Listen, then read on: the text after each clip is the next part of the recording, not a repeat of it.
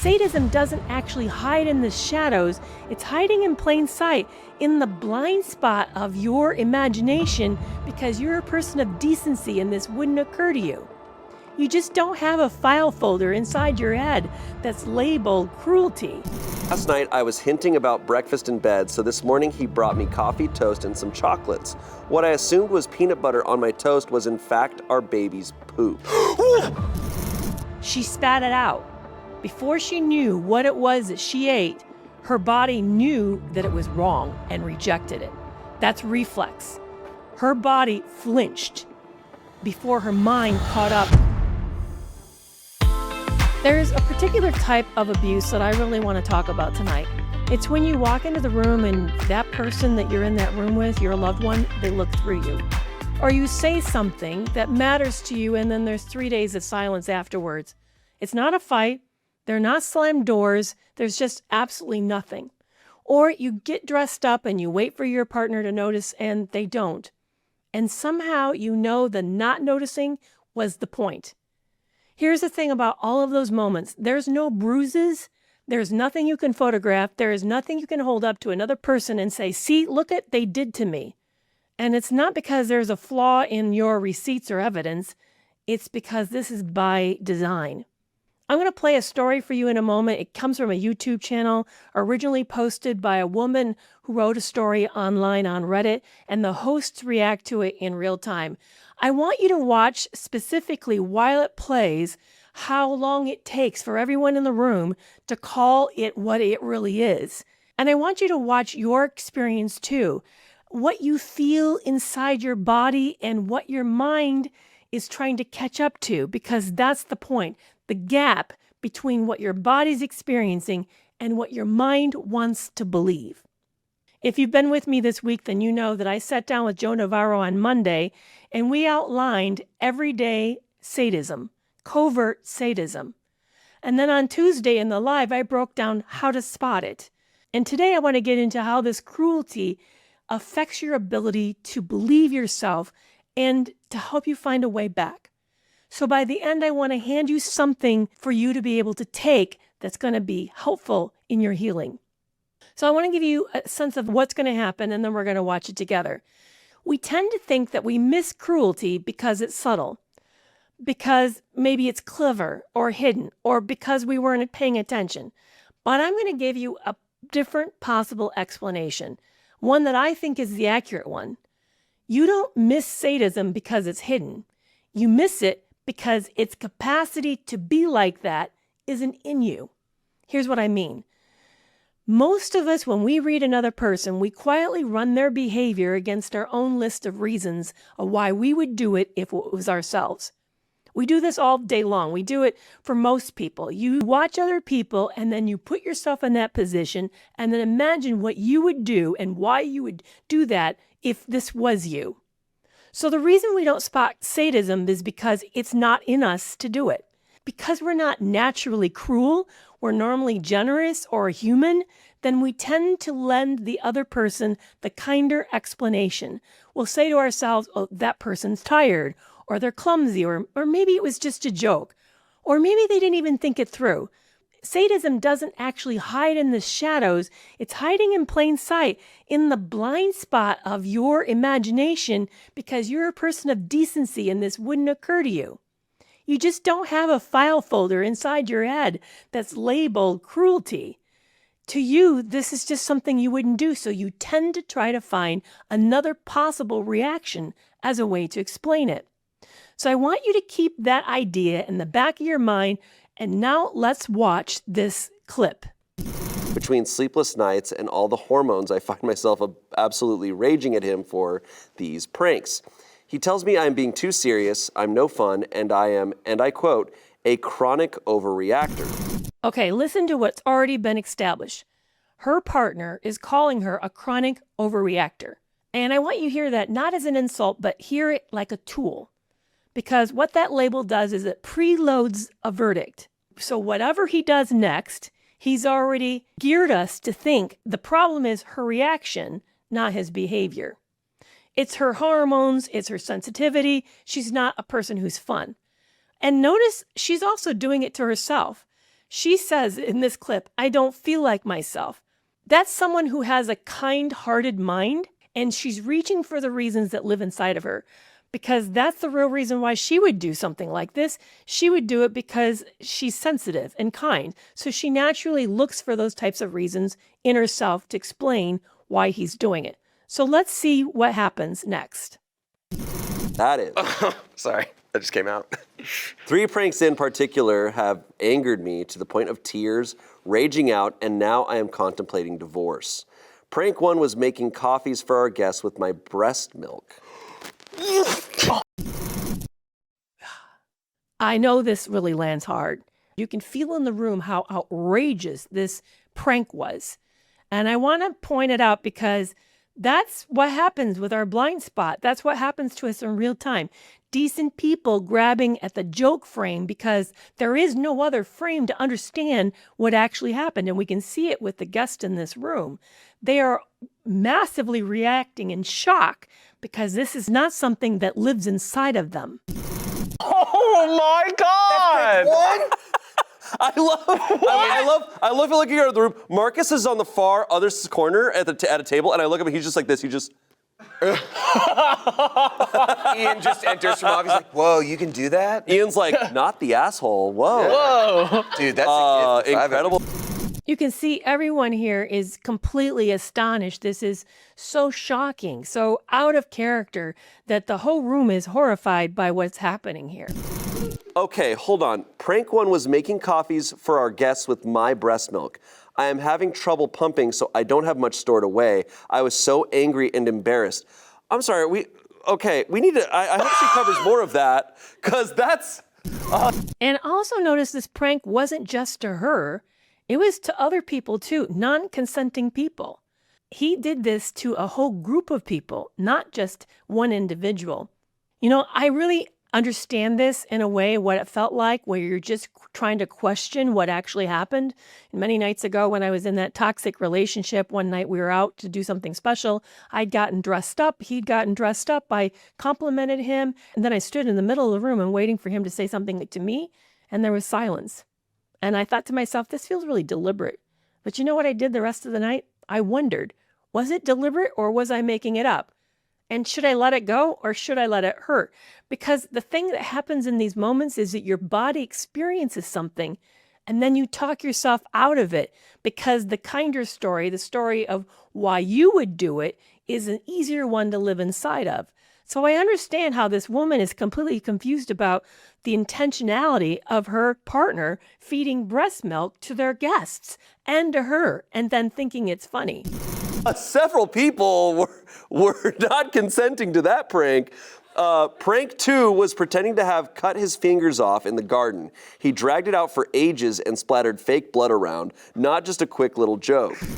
So I want you to take a look at the prank 2 one a little bit more closely, because this is easy just to kind of catalog his behavior and say, yeah, this is just what this guy does. He really likes to take it a step too far. But I want you to notice that he dragged it out. He staged blood. He built it. That takes effort. He took a lot of planning. That takes a lot of patience. Do you remember in the interview with Joe Navarro on Monday how he talked about watching the energy a predator expends, the work they'll put into what they're doing? I want to flip this around and hand it to you from a survivor's side. The effort it took this guy to engineer that moment is the proof your gut is reading the room correctly the whole time. No one invests that kind of work into an accident. You don't drag out a misunderstanding. You don't stage a slip of a tongue. This is something that is intentional, that has been set up and then executed with deliberateness. It's on purpose, and the evidence is the effort. So when you start to feel yourself cataloging a person's behavior, I want you to notice that all of this takes time, and the timing tells you what their intentionality is. And lastly, prank 3, which happened today and I feel is my final straw. Last night I was hinting about breakfast in bed, so this morning he brought me coffee, toast, and some chocolates. What I assumed was peanut butter on my toast was in fact our baby's poop. And as I have severe sinus issues, I didn't realize and took a small bite and I spat it out straight away. He laughed hysterically. Okay. This is the big moment and this is something almost no one noticed, she spat it out. Before she knew what it was that she ate, her body knew that it was wrong and rejected it. That's reflex. Her body flinched before her mind caught up and said, whoa, this is not peanut butter. And I want you to hear this as clearly as I can possibly say it. She wasn't blind. Her eyes worked. Her body worked. What lagged was the word she needed for the motive that she didn't have. She kept handing him an alibi that her body kept throwing back as wrong. I think about the letter that I got a while back from somebody whose friend had been naming what was happening to her for years before she could say it to herself. And that's the pattern. Your body clocks it. The people around you who love you clock it. But the part of you that lags behind because you're too kind is to supply the ugly word. You aren't blind. It's just that sadism doesn't exist in your imagination. So you keep trying to reach for a kinder story that feels possible because this just isn't inside of you. Hysterically, and I told him to get out. He later messaged me and said all his workmates thought it was hilarious, which is just embarrassing on top of it all. I am just so angry, hurt, and sad, but also I don't feel like myself yet after having my baby, so I don't know. Am I overreacting? Oof. He included an audience. He invited his coworkers into this.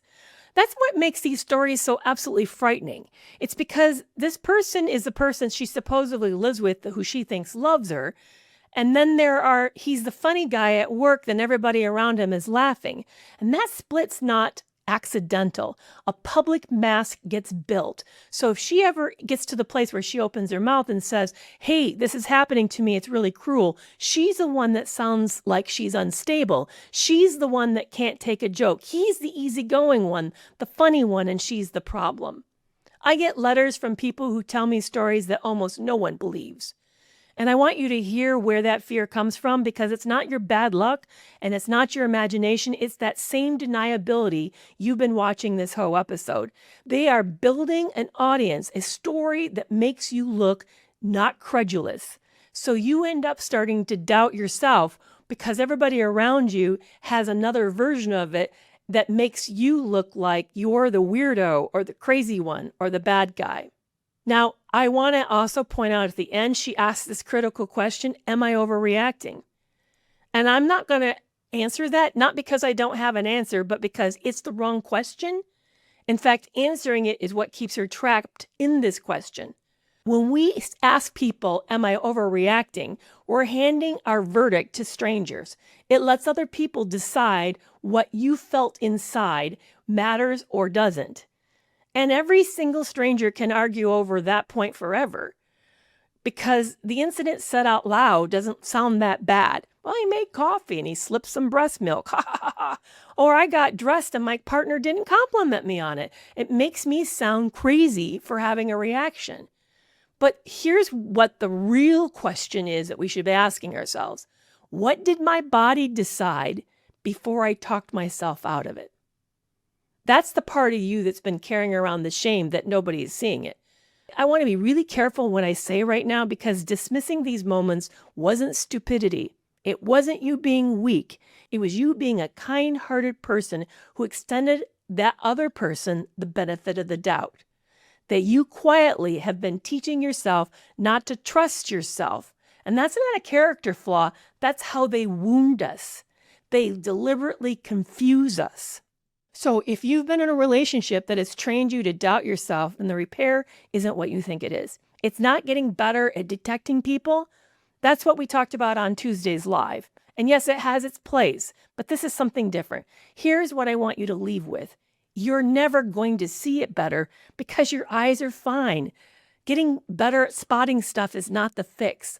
The fix is not letting your mind outrank your gut or not letting your kind-heartedness outrank your suspicion. When something inside of you says, I think this was done on purpose, I want you to stop looking for validation from those around you. I want you to stop questioning yourself.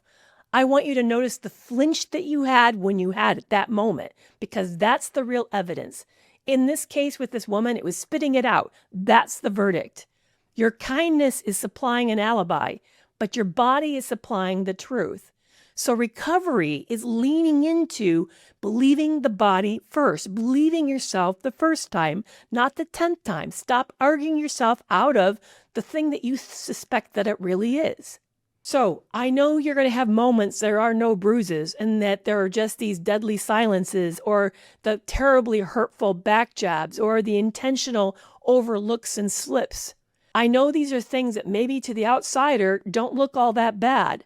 But you weren't blind, you were kind, and it was cruel. What happened to you was something that hurt and it damaged something deep inside of you. And the path to heal is realizing that this was what it was, is to believe yourself the first time. So if you've been doubting whether or not you're experiencing everyday narcissism, be sure to go back to Monday's episode with the interview with Joe Navarro, a former FBI profiler, to see what it is. And then make sure to check out Tuesday's live to figure out how to spot it. But tonight I want you to be inside of it, to live inside of it. So start to listen to what it feels like when this moment happens. If it stings, it was intended to sting. And that is your gut warning you that that was a dangerous moment that was done out of ruthlessness and cruelty. It's 2 a.m. again, and you're replaying that whole conversation over. And you're wondering yourself, was it really that bad? Or maybe I'm just being dramatic. So you start to draft that I'm sorry text again because the guilt that you're feeling or the confusion you're experiencing is just unbearable. And you know this loop because you've been there before, but I want you to know that you're not alone. I'm Dr. Kerry McAvoy. I'm a retired psychologist, and for 25 years, I've been helping people untangle exactly what toxic relationships do to your mind, how they create the confusion, the self-doubt, and that trauma bond that keeps pulling you back in. Here's the truth. Recovery isn't about getting more information. It's about having the right support in the exact moment you need it. That's why I've created Reclaim You. It's a private, always available coaching app built from my work and my content, organized into an extensive library that you can actually use when you're triggered. Inside it, you'll get 5-minute lessons when your brain can't handle a deep dive, check-ins that meet you exactly where you are, whether you're feeling strong, shattered, or numb. Boundary scripts that help you say no without over-explaining. Grounding tools that work fast when you're activated. And progress tracking so you can see proof you're healing, even on days when it feels like you're not. There's no appointments, no waiting, no judgment, just practical support right when you need it. Reclaim You, real help in real time, right in your pocket. And it's a coaching support, not therapy or emergency care. Learn more at studio.com/Dr. Kerry. So start your healing today and reclaim you.